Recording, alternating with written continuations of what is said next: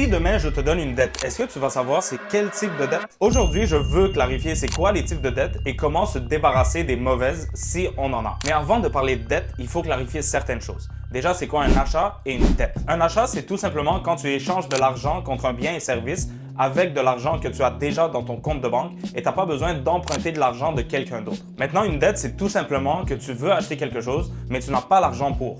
Donc, tu empruntes de quelqu'un, souvent la banque, avec des intérêts en plus. Donc, toi, tu auras à rembourser l'achat et en plus des intérêts. Maintenant qu'on a compris, on veut savoir c'est quoi une bonne et une mauvaise dette. Une bonne dette, en gros, c'est quand tu achètes quelque chose qui va se rembourser elle-même et ses intérêts et des fois même te donner plus que ce que tu as déjà payé. Par exemple, une maison, des plex, des placements, n'importe quoi qui va gagner de la valeur avec le temps. Ok, maintenant c'est quoi une mauvaise dette? Une mauvaise dette, c'est quand toi, tu vas payer pour cette chose-là en plus de ses intérêts et que cette chose ne va pas elle-même rapporter de l'argent pour se rembourser elle-même. Par exemple, une voiture, un téléphone, des vacances ou ta télévision, n'importe quoi qui va perdre de la valeur. Est-ce que tu as pick up le pattern? C'est comme si une bonne dette, c'est sacrifier ce que tu as maintenant pour ton futur et une mauvaise dette, c'est sacrifier ton futur pour l'instant présent. Et c'est ça qui est malheureux. Plusieurs personnes vont choisir de sacrifier leur futur pour le moment présent. Est-ce que je suis obligé d'expliquer que c'est désastreux? Maintenant, qu'est-ce qu'on fait si on a une mauvaise dette? Il y a certaines dettes qu'on n'aura pas le choix que de vendre à perte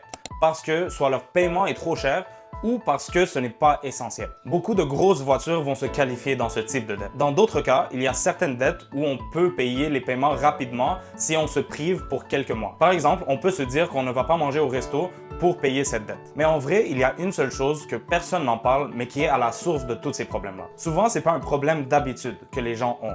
Souvent, c'est un problème psychologique. Des fois, les gens s'endettent juste pour avoir la reconnaissance du public. D'autres vont vouloir juste se vanter devant les autres. Et c'est ça le vrai problème. La vérité sur tout ça, c'est que c'est juste toi qui as le contrôle sur cette situation. C'est toi qui vas décider de la trajectoire de ta vie et ton avenir. Donc si tu veux prendre ton avenir en main, il faut que tu commences par enlever toutes les dettes et commencer à bâtir quelque chose qui vaut la peine. Quelque chose qui va vraiment valoir ton argent, mais surtout ton temps.